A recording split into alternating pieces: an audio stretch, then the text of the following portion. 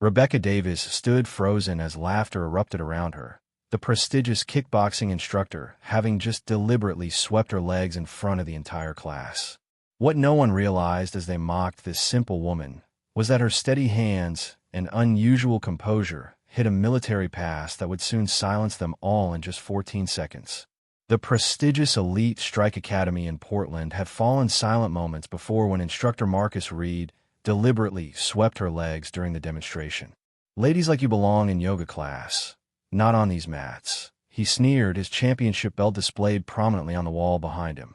His students snickered, phones recording her humiliation. No one noticed her steady hands or the faded scars as she quietly rose from the mat, her eyes briefly meeting his with unusual composure. "Some people should recognize their limitations," Marcus announced to his class, but they had just mocked the wrong woman. Rebecca gathered her gym bag, tucking the small military patch that had fallen out back into the side pocket. She moved with quiet precision toward the door, feeling the stares of 20 pairs of eyes burning into her back. "Leaving so soon?" Marcus called after her. "We've still got 40 minutes left. Or is this confirmation that you're out of your depth?" Rebecca paused at the door, her voice steady. "I'll see you Thursday, Coach Reed." The class erupted in fresh laughter at what they perceived as her stubborn refusal to accept reality. Marcus shook his head with exaggerated disappointment. "Your membership fees are non-refundable, you know." Outside in the parking lot, Rebecca slid into her weathered Ford pickup, gripping the steering wheel until her knuckles turned white. This wasn't the first time she'd been underestimated, nor the harshest environment she'd endured. 8 years in the Army Rangers had taught her patience and strategy. She started the engine and pulled away from Elite Strike Academy, already planning her next steps. At a stoplight, her phone buzzed with a notification. Someone had already uploaded the video of her humiliation, tagging it #kickboxingfail. Within hours, it would reach thousands of viewers who would laugh at the middle-aged woman who dared enter a world where she seemingly didn't belong. Rebecca drove past the gleaming high-rises of downtown Portland toward the industrial district where she lived. The farther she got from Elite Strike, the more the tension eased from her shoulders. She wouldn't give Marcus the satisfaction of seeing how deeply his actions had cut. Instead, she'd channel that energy into proving him wrong, not with words, but with actions. She pulled into the parking lot of Veterans Community Center, where she had first come for physical therapy after her medical discharge. Now she volunteered here twice weekly, helping other veterans rebuild their strength and confidence. Today, she needed the comfort of this place where nobody questioned her right to be there. Sergeant William Parker looked up from adjusting a young veteran's wheelchair as Rebecca entered. His eyes narrowed slightly at her expression. "Rough day?" he asked when she approached. "Nothing I can't handle," Rebecca replied. Parker studied her face. "Elite Strike giving you trouble? How did you know I joined there?" "Small community. Word gets around." Parker lowered his voice. "Reed's got skills, but his ego's bigger than his talent. Always has been." Rebecca was about to respond when her phone buzzed again. The video had already reached 5,000 views. Beneath it, comment piled up, "Someone tell Grandma kickboxing isn't for her. Women trying to be men, oh, this is why there's separate classes." Parker glanced at her screen and frowned. "That him?" Rebecca nodded, shutting off her phone. "You know," Parker said thoughtfully, "I'm running a special combat conditioning program here on Mondays and Wednesdays. Private sessions. Might complement what you're learning over there." Rebecca recognized the offer for what it was. "What time?" Dusk settled over Portland as Rebecca climbed the stairs to her apartment, muscles aching from 2 hours of intense training with Sergeant Parker. His special program had been far more rigorous than Elite Strike's advanced class, drawing on military combat techniques rarely taught in civilian settings. Her modest one-bedroom apartment welcomed her with familiar silence. Rebecca dropped her keys on the kitchen counter beside a framed photograph. 5 soldiers in desert camouflage, arms around each other's shoulders, dust and exhaustion evident on their faces but pride shining in their eyes. She was the only woman in the unit, something she'd stopped noticing after the first month in Afghanistan. Rebecca opened her refrigerator, surveying its sparse contents before settling on leftover pasta. As she waited for it to heat, she scrolled through her phone. The video from Elite Strike had reached 50,000 views. Her inbox contained 3 messages from her ex-husband, James. Saw the video. This is exactly what I meant about you never fitting in. You can't keep trying to be something you're not. Call me when you're ready to accept reality. She deleted them without responding. James had never understood her determination, had grown increasingly uncomfortable with her strength during their brief marriage. The divorce papers had come 6 months after her medical discharge, while she was still rebuilding her life, learning to manage the chronic pain from shrapnel wounds that had ended her military career. Rebecca showered, the hot water easing some tension from her shoulders. Standing before the bathroom mirror, she examined the jagged scar that ran from her collarbone across her right shoulder, a permanent reminder of the roadside bomb that had killed 2 members of her unit. She touched it lightly, as she often did when stressed, drawing strength from the memory of what she had survived. Sleep came fitfully that night, interrupted by phantom pain and memories of both battlefield chaos and today's humiliation. Rebecca rose before dawn, a habit ingrained from years of military discipline.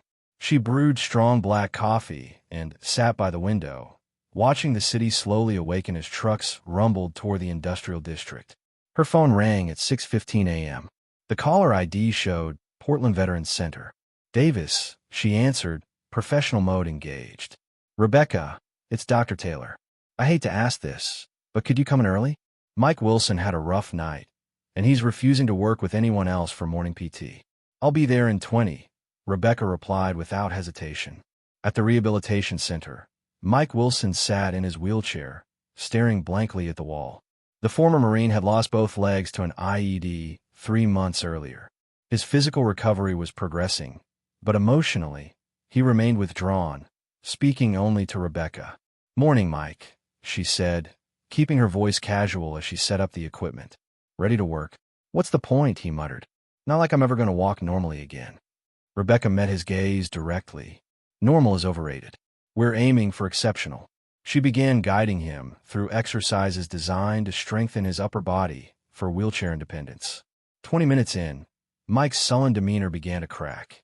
How do you do it? He asked suddenly. How do you just keep going? Rebecca considered her answer carefully. One day at a time.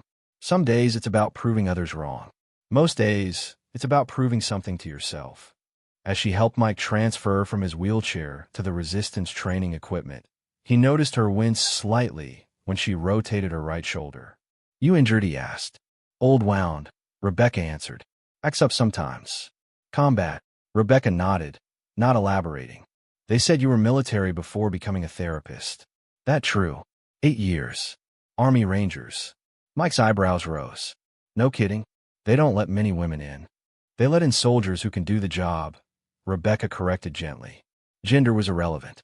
After finishing Mike's session, Rebecca checked her schedule.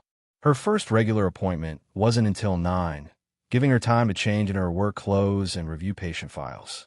As she headed toward the staff room, her phone buzzed with a text from Sergeant Parker. Saw you working with Wilson. Good progress. Training tonight. 6 p.m., she confirmed. What Rebecca didn't know was that across town, Marcus Reed was watching the viral video of her humiliation, reading comments, and smirking at his growing online popularity. His next class would feature a special warning about knowing your place, with Rebecca Davis as the cautionary tale.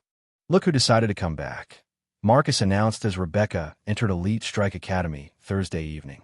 20 heads turned to stare, smirks already forming on familiar faces. The viral video had reached over 200,000 views, making Rebecca unwillingly famous throughout Portland's fitness community.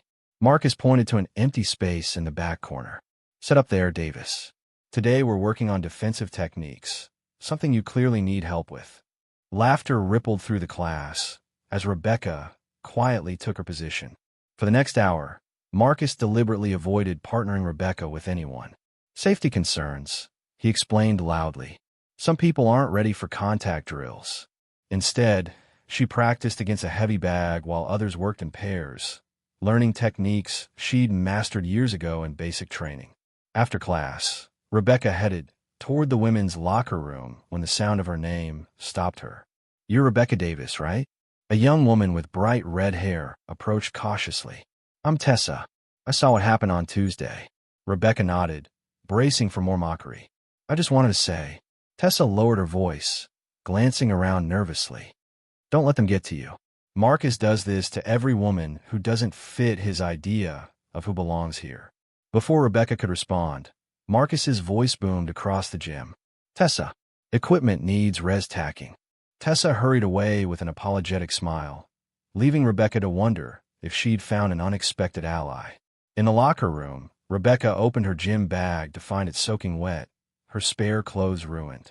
Someone had accidentally spilled a water bottle inside. On the bench lay a brochure for senior citizen yoga classes, with a note scrawled across it, "More your speed." Rebecca changed into her damp jacket, maintaining her composure, even as she spotted two women watching her reaction from the corner, phones ready to capture any emotional outburst. Outside in the parking lot, Rebecca discovered that her truck had been blocked in by two vehicles parked deliberately close on either side. As she squeezed through the narrow gap to reach her driver's door, Marcus emerged from the gym. "Car trouble, Davis," he called out, jingling his keys. "One of those is mine. Might be a while before I leave." Rebecca didn't respond, simply continued maneuvering into her truck. "You know," Marcus continued, approaching, "most people would have gotten the message by now. Why keep embarrassing yourself?" Finally, Rebecca spoke, her voice calm. "Why does my presence bother you so much, Coach Reed?" The question caught Marcus off guard. He recovered quickly, his smile turning cold. "This is an elite academy. Our reputation matters. Having members who can't keep up reflects poorly on our standards." "And yet," Rebecca replied, "you cash my membership check quickly enough." Marcus's expression hardened. "That video of you has over 200,000 views.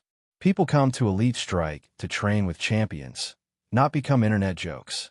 "I've been called worse," Rebecca said, starting her engine. Marcus leaned closer. "Annual Portland Kickboxing Championship is next month. Applications are due Monday.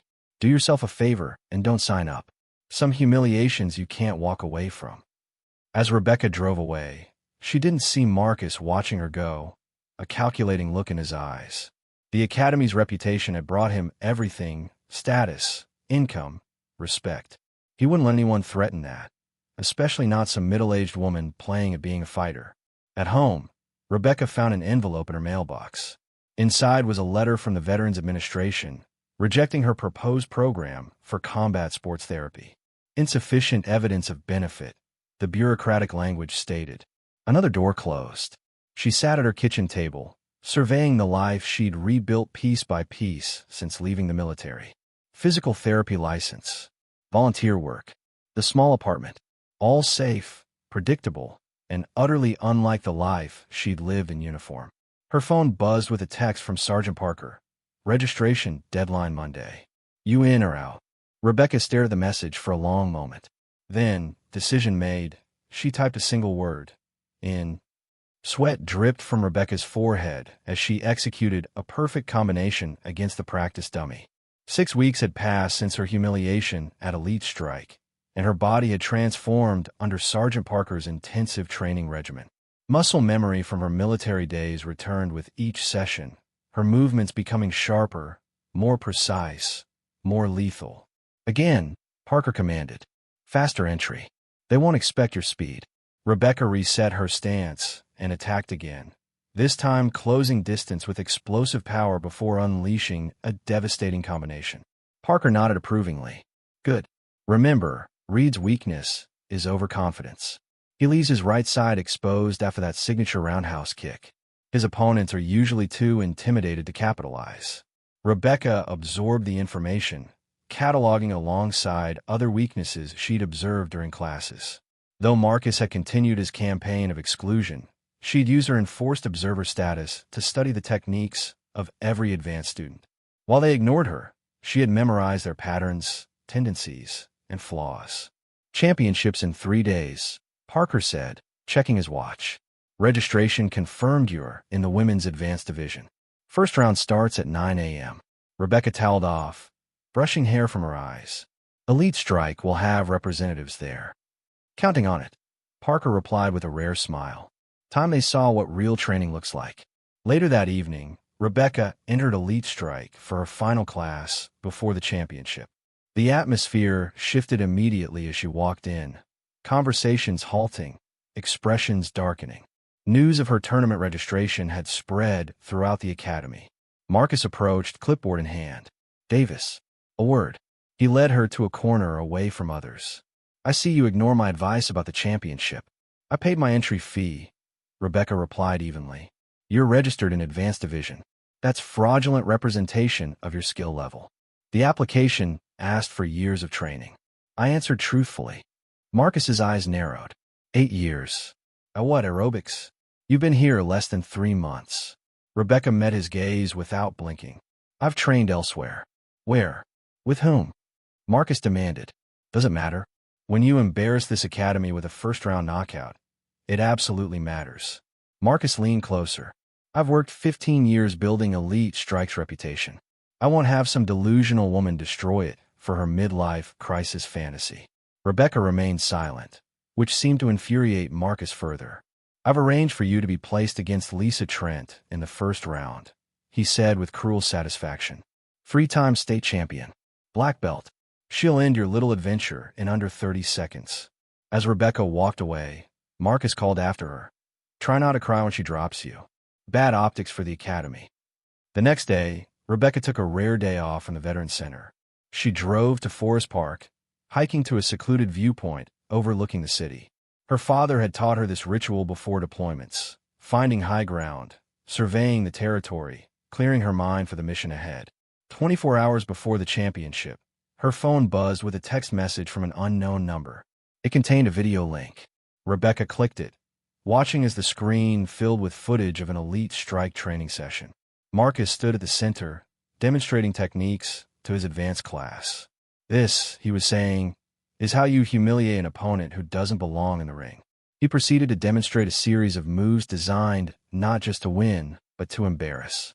The camera panned, revealing faces of elite strike students laughing. Then it focused on a familiar redhead, Tessa, who wasn't laughing. She was recording discreetly from the sidelines. A text message followed. "Thought you should see this.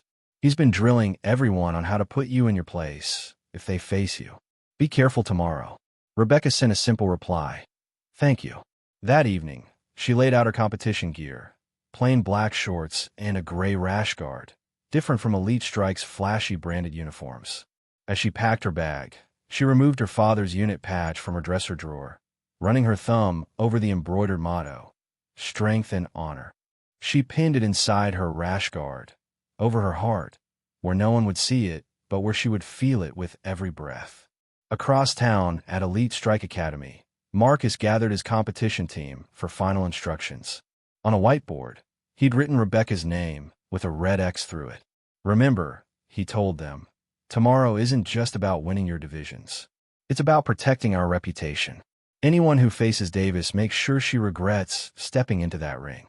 What Marcus didn't know was that Rebecca Davis had stepped into far more dangerous arenas than a Portland kickboxing tournament, and had emerged victorious from them all.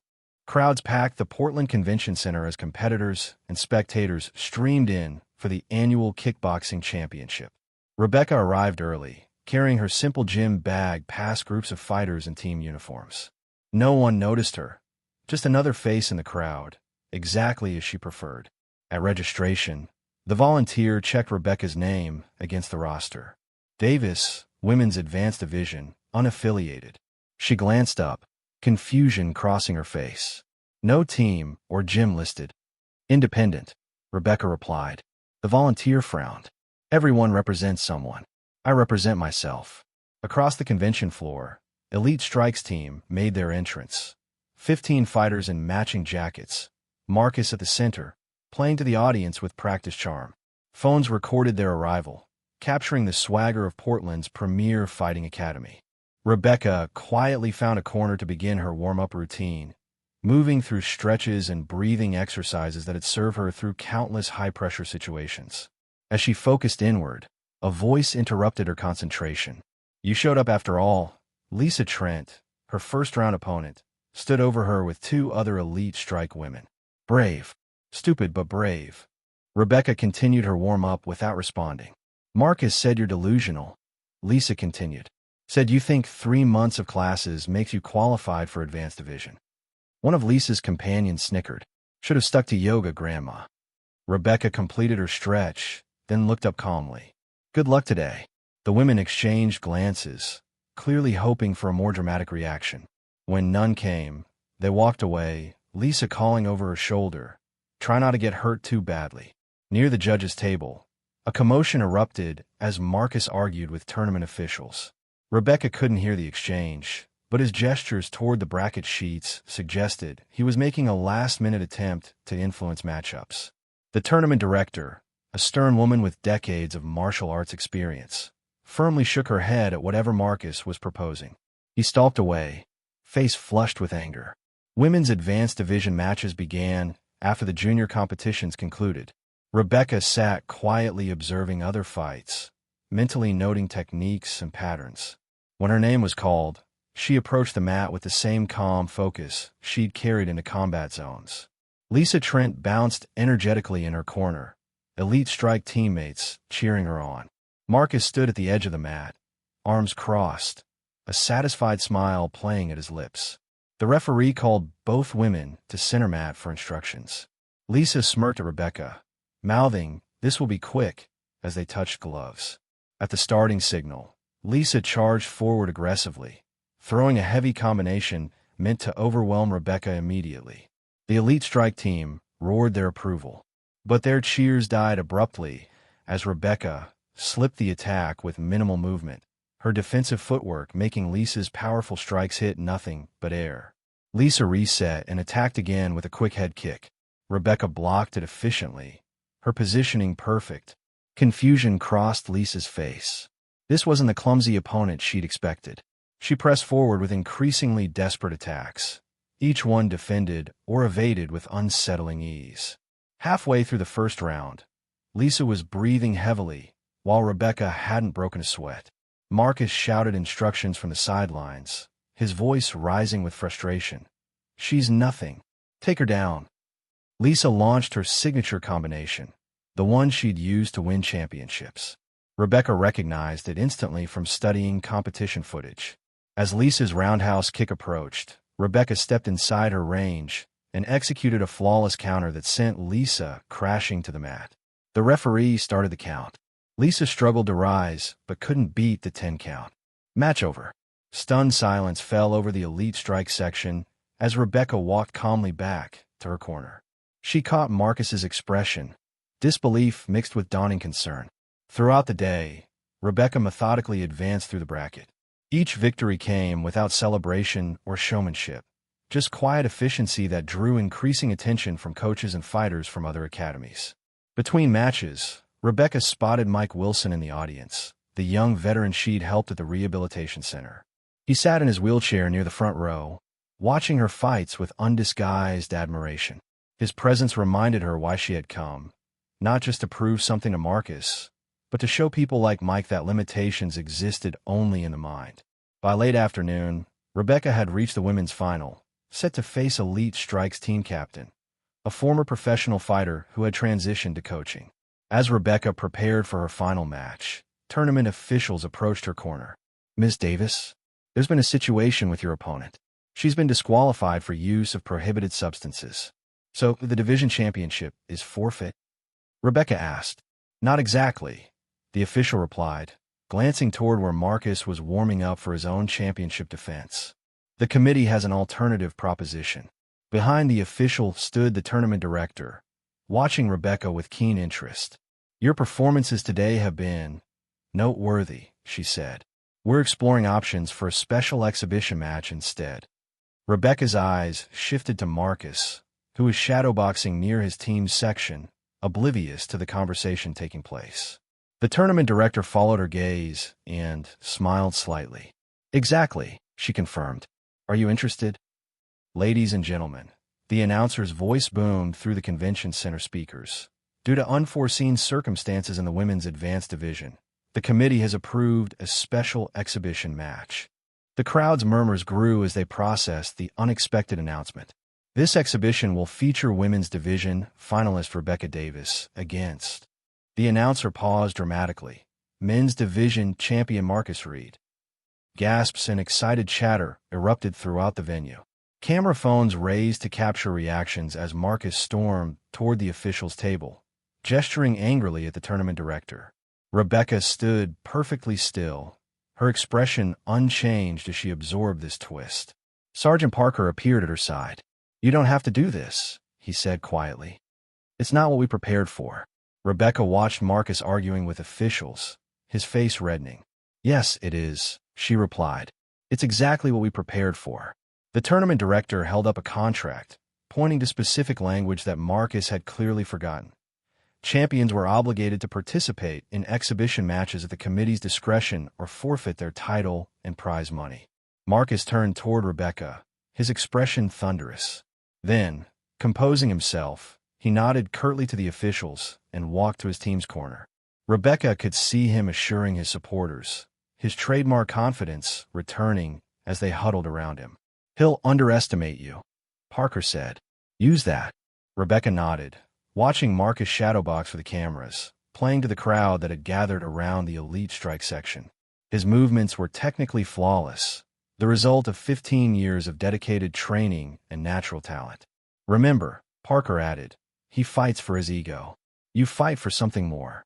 The exhibition match was scheduled after a 15-minute intermission, allowing anticipation to build. Social media exploded with hashtags about the battle of the sexes, video clips of Rebecca's earlier matches spreading rapidly alongside predictions of a quick victory for Marcus. As Rebecca made her final preparations, Tessa from Elite Strike approached cautiously. "I just wanted to say good luck," she whispered. "Nobody's ever stood up to him like this." Rebecca adjusted her hand wraps. "Sometimes standing up isn't enough. Sometimes you have to push back." When the call came for the fighters to enter the ring, Marcus strode confidently to center mat, playing to the audience with raised arms. Rebecca walked quietly to her position, focus entirely internal now. The referee called them together for instructions. "This is an exhibition match," he reminded them. "Standard rules, 3 2-minute rounds." Marcus smirked down at Rebecca. "Don't worry. I'll try not to hurt you too badly. Wouldn't look good on camera." Rebecca met his gaze calmly. "Thank you for your concern." They returned to their corners as the audience settled into eager silence. The timekeeper raised the bell, and with a sharp clang, the match began. Marcus charged forward immediately, clearly intending to end the match with a quick knockout. His opening combination was textbook perfect, jab cross followed by a devastating roundhouse kick that had finished many opponents. But Rebecca wasn't there to receive it. With a subtle shift of weight and timing that seemed almost casual, she slipped inside his guard. In a fluid sequence that few in the audience could follow, she executed a perfectly timed counterstrike, followed by a leg sweep that took advantage of Marcus's overextended position. As he stumbled off balance, Rebecca delivered a precisely targeted strike to his temple, the exact same technique he had mockingly demonstrated on her during that first humiliating class. Marcus collapsed to the mat, unconscious. The stadium fell silent as the referee rushed to check on him. Then, looking at his timer in disbelief, he announced, "Knockout victory to Rebecca Davis at 14 seconds of the first round." Medical staff rushed to attend to Marcus as Rebecca stood quietly in the center of the ring, her breathing barely elevated.